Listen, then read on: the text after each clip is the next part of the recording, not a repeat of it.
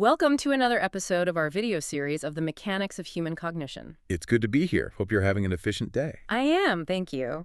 And efficiency is really the perfect word to kick this off because we're looking at this huge divide in how systems work. On one side, you have nature, evolution, the universe itself, all demonstrating this incredibly lean, efficient attitude. They achieve massive complexity from the simplest possible starting point. Exactly. And then on the other side, there's us, modern life. Yes, our systems, our culture, our personal lives, everything is just, well, it's characterized by what you can only call extreme excess. We are absolutely overloaded. So that's our mission for this conversation, really, to get to the bottom of why this natural pull towards minimalism is so powerful, and maybe how we can use it as a tool to navigate all this chaos. Without falling into common traps, right? Yeah. Because most people get the concept completely wrong. And to really grasp its power, I think we have to start at the biggest possible scale. The material brings up a really incredible point about the basic economy of the universe. Let's do it. So you look at the cosmos, and all you see is chaos, right? Infinite complexity.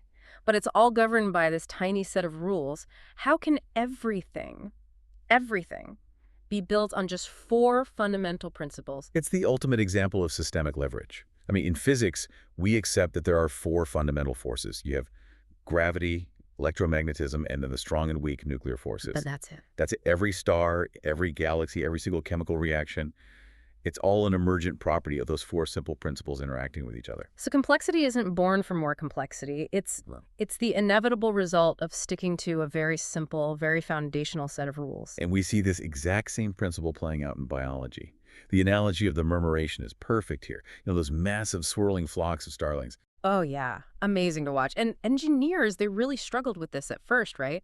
Trying to get drone swarms to fly together. Immensely. Because they were trying to do it from the top down. They were trying to program these incredibly complex coordination rules into every drone. Like a central command telling every single drone what to do. Exactly.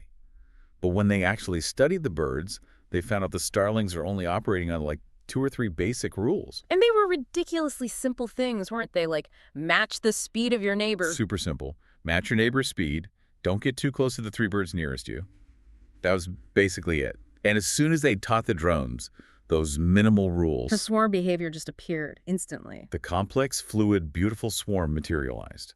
The system, whether it's the universe or a flock of birds, gets this near infinite complexity by maximizing the leverage of a tiny rule set. The goal is always parsimony. Okay, so if that works for the cosmos and for biology, let's pull that into the human realm. What about the most complex thing we've ever made? Language. Language is unbelievably intricate. And for the longest time, the big question for linguists was, how? How does a human child, regardless of their intelligence, basically master this enormous system of grammar and syntax by the time they're 2 or 3 years old? It seems impossible. This is where that idea of the economy law of language acquisition comes in then. It is. And the core idea, the whole premise, is that the number of things you need to learn to master any complex structure, be it language, quantum physics, playing the violin, is fundamentally minimal. So you don't need to memorize the entire library? No, you just need the key, the master index that unlocks the whole thing. You get this huge, comprehensive understanding by mastering a very, very small core set of concepts. And you see proof of this when people learn more than one language, right? Your first language is the hardest. It takes the most effort. By far. But the second one is significantly easier. The third, easier still, and so on. Why is that? Because after the first one, you've already broken through that psychological barrier of complexity. You start to unconsciously recognize the underlying patterns, the grammatical structures that are common across different languages. You're applying that core minimal knowledge you already have. It's like seeing the forest instead of just thousands of individual trees. You see this in other kinds of expertise too, don't you? The example of the master mechanic opening an engine. Yes. A great mechanic doesn't check 1,000 different things. No. They listen for a specific sound. They look for a particular vibration, a weird color in the oil. They observe a minimal number of diagnostic clues, and from that, they get to the right answer incredibly quickly and accurately. True expertise isn't about knowing everything. It's about knowing what tiny pieces of information matter the most. It's efficient selection. And that phrase, efficient selection, that's the absolute key. Because that's where the modern idea of minimalism gets it all wrong. Okay, let's dig into that because there is a huge misunderstanding out there. A huge one. People confuse minimalism with scarcity, Yeah. or just the act of removing things. The popular idea is that if you just throw stuff out, you're a minimalist. Right. They can clean out my whole house today, but if I just go out and fill it all up again next month, I haven't actually changed anything. That's a symptom, not a solution. Precisely. Minimalism isn't about moving away from things. True minimalism is the ability to select. It's about identifying the right, the useful, the truly rational elements for your life, and then showing a kind of loyalty to them. It's the very difficult skill of winnowing. Separating the green from the chaff. That's the perfect way to put it. And the sources are clear that this process, this act of selection, it feels expensive. It takes a real investment of time, of education, of life experience. It seems harder than just accumulating more junk. It is harder up front, but that initial cost gives you incredible leverage. Let's say you're doing 10 different things and they're giving you a benefit of, say, 4 units. Yeah. The hard work of minimalism, of selection, is figuring out which 5 of those things actually matter. And when you focus only on those 5, maybe they start yielding 18 units of benefit. So you've halved the effort and quadrupled the return. The investment in selection pays off exponentially. So if selection is the key, then the problem of excess becomes really obvious in systems that fail to do that. And the education system feels like the most painful example. Oh, it is profoundly overburdened. Yeah. Curriculum design is just drowning in this idea that more is always better. The result is a system that's just weighed down with meaningless, superfluous stuff that completely obscures the real goal. Right. If the goal is to make a child feel competent and creative in math, for example, why are we overloading them with dozens of topics they'll forget in a week? The real purpose, which is building confidence and practical skill, just gets lost in all that noise. We're victims of what you could call the expanding satchel fallacy. The fear of what if they need it later? Yes. What if they need advanced calculus someday? So instead of teaching them what they need now, we try to shove the entire warehouse of knowledge into their backpacks. Then in the process, the things they absolutely do need get lost. I mean, everyone should leave school understanding how credit card interest works. Everyone. Or how to do a basic budget. But that crucial functional knowledge gets buried under a mountain of excessive content that isn't immediately useful. That excess actually creates dysfunction. It makes them less prepared for life, not more. So if the problem is this overflowing bag, how does a person start applying this skill of selection in their own life?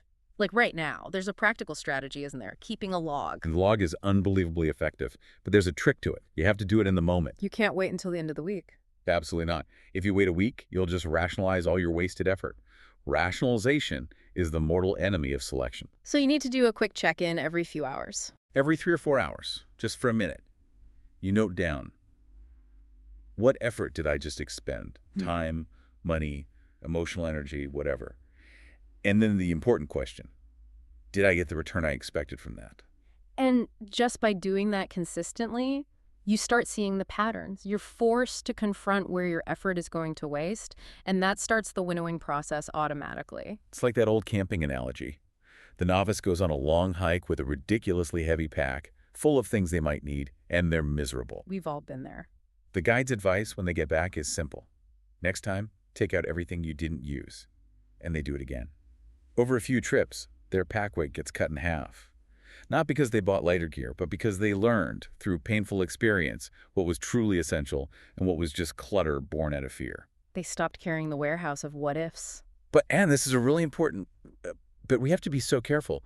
This selection process has its limits. You can't apply it everywhere. Minimalism can't become a religion. It absolutely cannot. It's a tool, an apparatus to use in your life. It's not a doctrine. The moment it becomes an ideology, you fall into the exact same trap of extremism, just on the other side of the spectrum from excess. And you have to allow for non-minimalist behavior in some areas, like exploration. Or creativity. Especially with children. Kids need to be monkey-minded. They need the freedom to jump between interests, to make mistakes, to be messy and random. Because that's how they discover what's worth selecting later on. That expansive, non-minimalist exploration is absolutely vital for growth.